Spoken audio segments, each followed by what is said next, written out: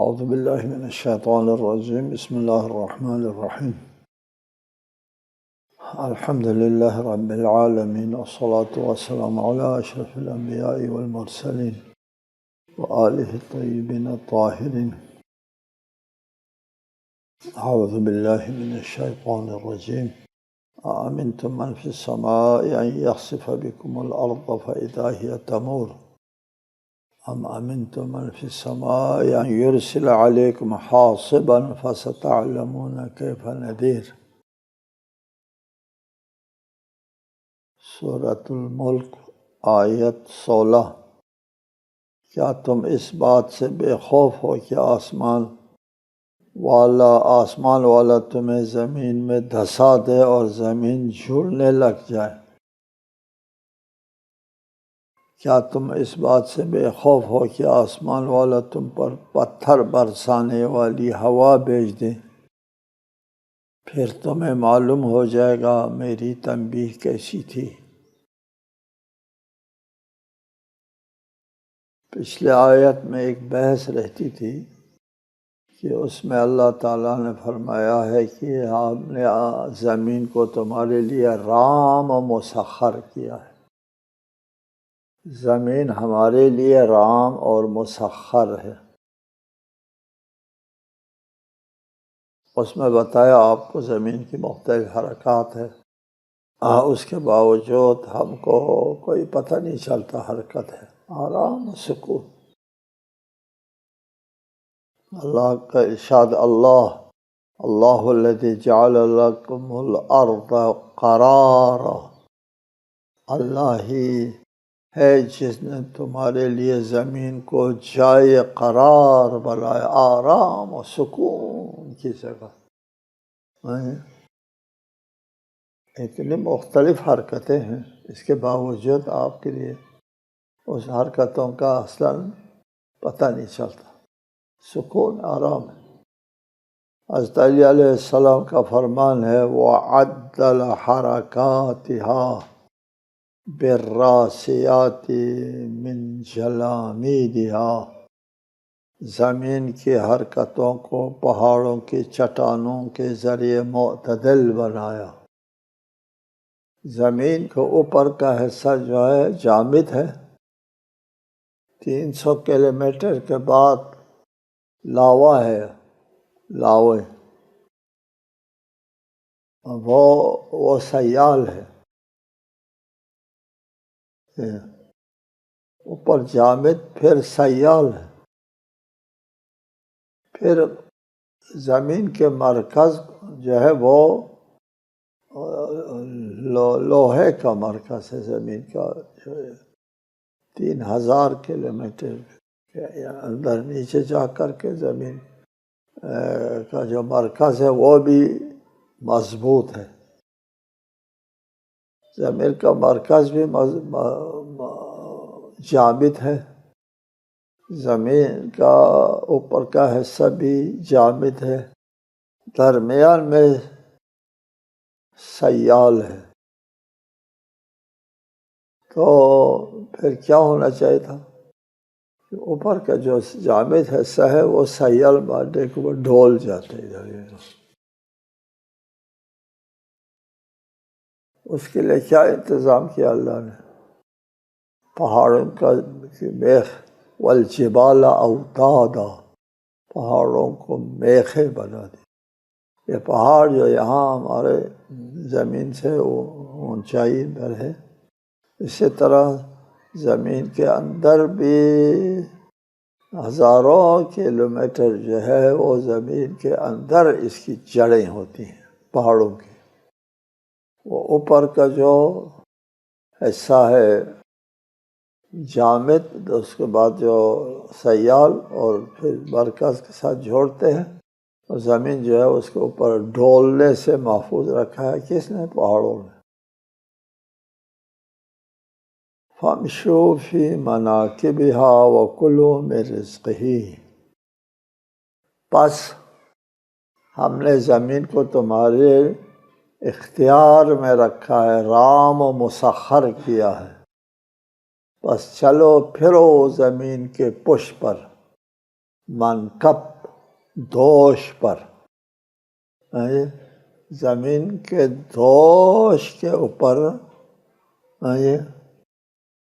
چلو پھرو،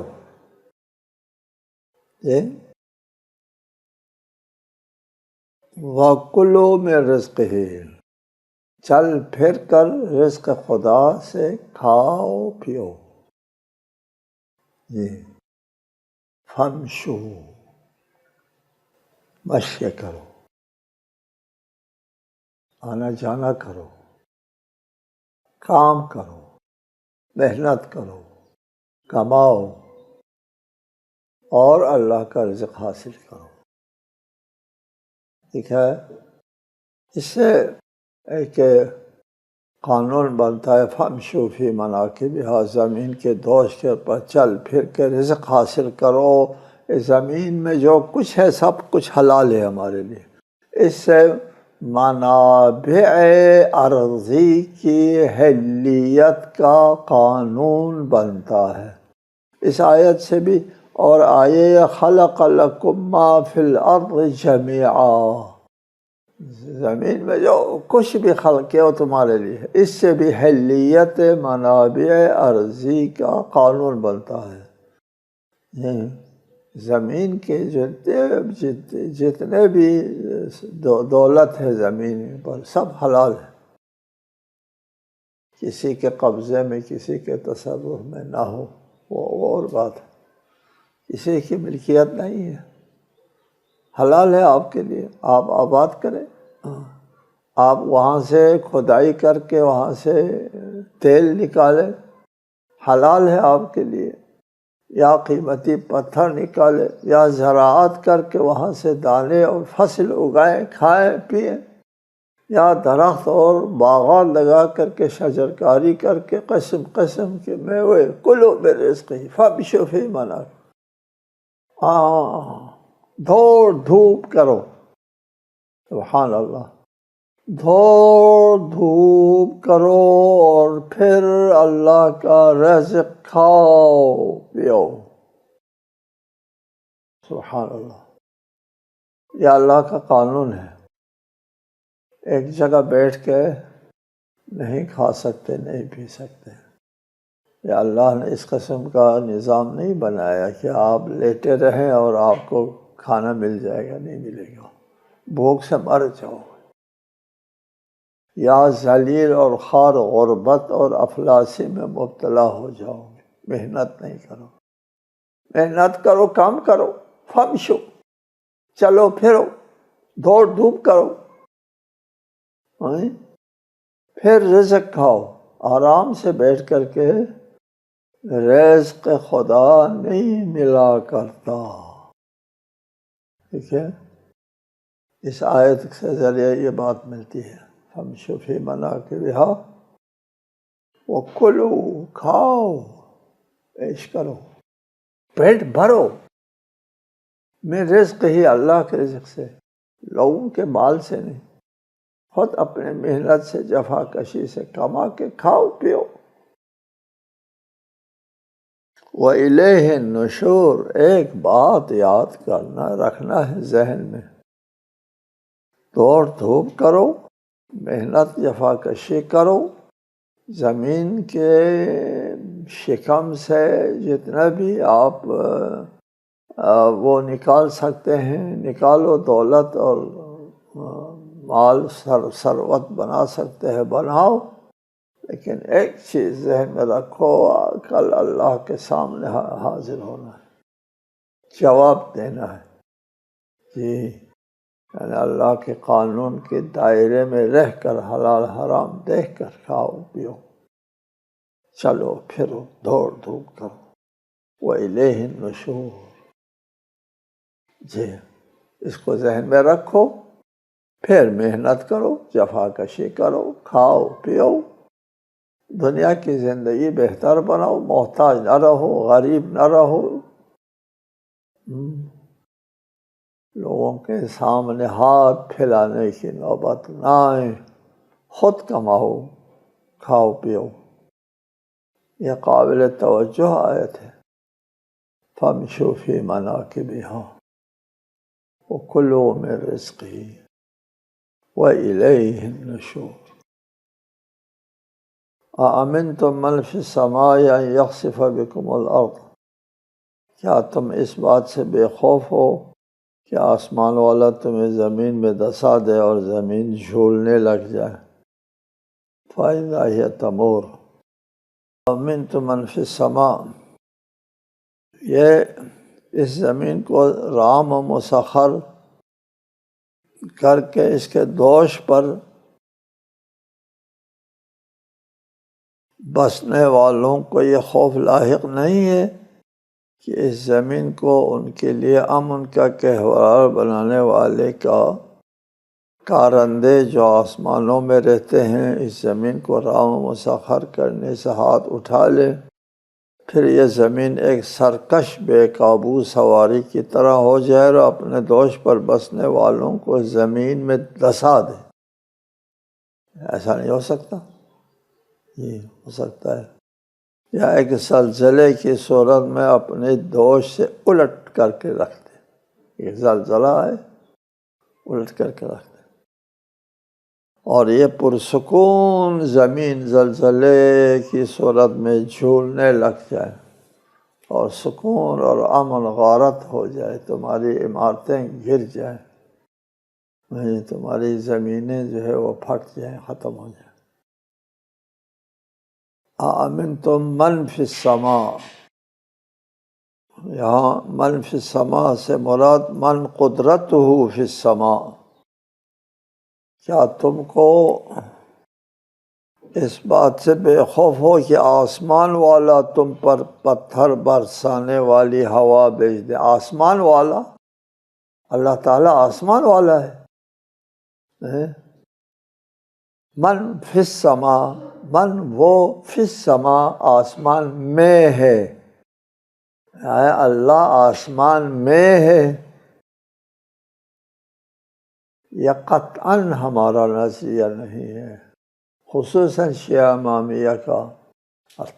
اللہ تعالیٰ مکان و مکانیات سے بے نیاز ہے، اللہ کا وجود لا محدود۔ آسمان میں تو محدود ہو گیا، جگہ کا محتاج ہو گیا، جسم ہو گیا، جسمانیات، محتاج، حادث، خالق چاہیے اس کے لیے جسم کے لیے۔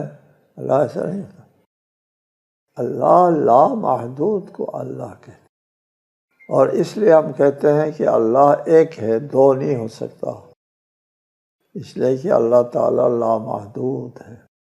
لامحدود متعدد نہیں ہوتا، اگر متعدد ہو گیا تو پھر وہ محدود ہو گیا، یہ اس علاقے، یہ اس کا، یہ اس کا، یہ اس کا نہیں ہے، وہ اس کا نہیں، محدود ہو گیا۔ اگر دو خدا ہے تو محدود ہو جاتے، محدود خدا نہیں ہوتا، خدا لامحدود ہے، لامحدود میں تعدد نہیں آ سکتا۔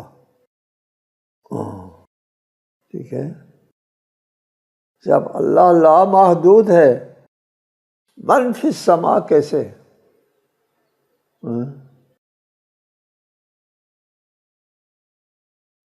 من تو قدرت ہو، من عطاؤہ فی السماء۔ آج دیکھا جگہوں پہ یرزقکم من السماء والارض، ہمارے رزق کا بیشتر حصہ آسمان سے آتا ہے۔ ماہرین کہتے ہیں 70% رزق ہمارے لیے آسمان سے ہے، لہذا من رزقہ فی السماء، من قدرتہ فی السماء۔ خدا سما میں نہیں ہوتا، اللہ تعالیٰ کی قدرت کی نمائش آسمان کے ذریعے ہوتی ہے۔ اللہ تعالیٰ لوگوں کو رزق دیتا ہے آسمان کے ذریعے۔ یرسل علیکم حاصبہ فستعلمون کیف نذر، اس وقت میں معلوم ہو جائے گا کہ تنبیہ خدا کو اعتنا میں نہ لانے کا انجام کیا ہوگا۔ وَلَقَدْ كَذَّبَ الَّذِينَ مِن قَبْلِهِمْ فَكَيْفَ كَانَ نَكِيرِ أَوْلَمْ يَرَوْا إِلَى الطَّيْرِ فَوْقَهُمْ صَافَّاتٍ وَيَقْبِضْنَ مَا يُمْسِكُهُنَّ إِلَّا الرَّحْمَنُ إِنَّهُ بِكُلِّ شَيْءٍ بَصِيرٌ۔ اور ان سے پہلے لوگوں نے بھی تکذیب کی تھی، تو دیکھ لو میرا عذاب کیسا تھا۔ کیا یہ لوگ اپنے اوپر پرواز کرنے والے پرندوں کے پر پھیلاتے ہوئے اور سمیٹتے ہوئے نہیں دیکھتے؟ رحمان کے سوا انہیں کوئی تھام نہیں سکتا۔ تحقیق وہ ہر چیز پر نگاہ رکھنے والا ہے۔ بتحقیق وہ ہر چیز پر خوب نگاہ رکھنے والا ہے۔ جی، تم سے پہلے لوگوں نے اللہ کی تکذیب کی ہے، ان کا انجام جو ہے تم لوگوں نے دیکھ لیا کیا ہوا۔ الم یروا الی الطیر، یہ نظام کائنات کی تدبیر کائنات کے بارے میں کہ ارشاد ہوتا ہے کہ پرندوں کے فضا میں پرواز کرنا بھی اللہ تعالیٰ کی صنعیت اور تدبیر حیات پر ایک واضح دلیل ہے۔ پرندوں کا فضا میں معلق ہونا، جی، یا اللہ تعالیٰ نے ہوا اور پانی کو اس طرح خلق فرمایا کہ اپنے سے کمتر وزن کے اجسام کو اپنے پشت کے اوپر اٹھاتا ہے، پانی بھی اور ہوا بھی۔ آپ کوئی جسم پانی کے اوپر رکھتے ہیں، وہ جسم جو ہے وہ پانی کا وزن ہوتا ہے نا، ٹھیک ٹھاک، پانی کے وزن سے اس کا وزن کم ہے، وہ تیر جاتی ہے وہ چیز۔ آپ لکڑی رکھے اوپر، لکڑی تیر جائے گی، ٹھیک ہے، اچھا۔ اور اگر آپ لوہے کا ٹکڑا رکھے ہیں نیچے چلا جائے گا، اس لیے اس لوہے کے نیچے جتنا پانی آتا ہے اس سے لوہا زیادہ وزنی ہے، نیچے چلا جاتا ہے۔ اگر اسی لوہے کو آپ پھیلا دیں، ایک تختی بنا دیں اور پانی پر رکھیں، تیرنا شروع کرے گا وہی لوہا، اس لیے کہ وہ پھیلاؤ آ گیا اور اس کے نیچے جتنا پانی آتا ہے اس کے وزن سے اس سے لوہے کا وزن کم ہو گیا۔ کشتیاں جو تیرتی ہیں پانی کے اوپر، وہ اسی کلیے کے تحت، یہ کشتیاں اور یہ جہاز بناتے ہیں جہاز رانی والے، وہ اسی کو سامنے رکھتے ہیں کہ اس جہاز کے نیچے آنے والا جو پانی ہے اس سے جہاز ہلکا ہونا چاہیے، پانی کا بڑا وزن ہوتا ہے۔ اسی طرح ہوا میں بھی، ہوا اپنے سے ہلکی چیز کو اپنے پشت کے اوپر اٹھا دیتی ہے۔ یہ تنظیم کائنات میں اللہ تعالیٰ کا تدبیری نظام ہے۔ اسی طرح پرندے جو ہے وہ زیادہ سے زیادہ ہوا کو اپنے پروں کے نیچے لیتے ہیں، جی، اور اگر وہ پروں کو سمیٹ دے تو ان کے وجود کے نیچے جو ہوا آتی ہے اس کا ان کا وزن زیادہ ہوتا ہے، زمین پر گر جاتا ہے۔ پروں کو اگر سمیٹ دے، پروں کو پھیلا دے تو ہوا کے دوش کے اوپر رہتا ہے۔ اور پروں کے ساخت بھی اس طرح اللہ تعالیٰ نے کیا کہ ان کا وزن کم ہو۔ یہ جو آپ دیکھتے ہیں پرندوں کے جو پر ہیں وہ پر کم وزن ہوتے ہیں، جی، اور پرندوں کی فطرت میں بھی وہ ساری چیزیں عطیات فرمائی جن کے ذریعے پرواز ممکن ہے، پروں کا پھیلانا، سمیٹنا، آگے حرکت کرنے کے لیے۔ کیا یہ تمام باتیں اللہ رحمان کے علاوہ کوئی اور انجام دے سکتا ہے؟ اللہ کے قادریت، اللہ تعالیٰ کے اس نظام کے اوپر ایمان نہیں لاتے ہو؟ امن هذا الذی هو جند لکم ینصرکم من دون الرحمن ان الکافرون الا فی غرور۔ کیا رحمان کے سوا تمہارا وہ کون سا لشکر ہے جو تمہاری مدد کر سکے؟ کفار تو بس دھوکے میں ہے۔ مشرکین اپنے بتوں کو اپنا محافظ سمجھتے تھے، جبکہ یہ لوگ خود بتوں کی حفاظت کرتے۔ ان عقلوں پر پردہ پڑنے کا ایک عجیب غریب جو ہے وہ صورتحال ہے۔ وہ بتوں کا پوجا کرتے ہیں، ان کو معبود سمجھتے ہیں اور ان سے مدد لیتے ہیں۔ یہ معبود اور ان سے مدد لیتے ہیں۔ عملاً کیا کرتے ہیں؟ اس بتوں کو خود تراشتے ہیں، اپنے ہاتھ سے بناتے ہیں۔ بتوں کا جو ہے صنعتگر خود انسان ہوتا ہے، بتوں کو بنانے والا انسان ہے۔ اپنے معبود کو خود بناتے ہیں، پھر معبود بنا کر کے اس کو رکھتے ہیں، پھر اس کے سامنے پوجا کرتے ہیں اور مدد مانگتے ہیں۔ یہ ہے عقل انسان یار، یہ بے جان، یہ بے حس پتھر، اس کا تم پوجا کرتے، اس سے مدد کیا چاہتے ہو؟ یہ تمہاری زندگی چلاتا ہے۔ سمجھ آ گیا؟ وَجُنْدٌ لَكُمْ يَنْصُرُكُمْ مِنْ دُونِ الرَّحْمَنِ، اللہ سے ہٹ کر کے یہ تمہاری مدد کرے گا۔ بے جان، بے حس، یہ کافر لوگ جو ہے وہ دھوکے میں ہوتے ہیں۔ عجیب غریب دھوکہ ہے، عجیب غریب دھوکہ اس طرح کہ یہ مشرکین جو ہے وہ اللہ کو خالق سمجھتے ہیں، مدبر نہیں سمجھتے۔ مدبر یہ بت ہے، یہ بت جنہوں نے یہ خود تراشتے ہیں۔ زمانِ جاہلیت میں وہ سفر میں جاتے تھے، سفر میں تو وہ کھجوروں کو جمع کر کے اس کا بت بناتے تھے، اور بت بنا کر کے وہ سامنے اس کا پھر پوجا پاٹ کرتے تھے سفر میں۔ اور پھر سفر میں خرچہ ورچہ ختم ہوتا تھا تو پھر وہ خدا کو کھا جاتے تھے۔ وہ کھجور سے بنا ہوا ہوتا ہے نا بت، اور بعد میں کھاتے تھے کھجور کو، خدا کو، معبود کو۔ یہ انسان کا عقل یہ ہوتا ہے، جب وہ گمراہ ہو جاتے ہیں تو نہایت بیوقوف احمق ہوتے ہیں۔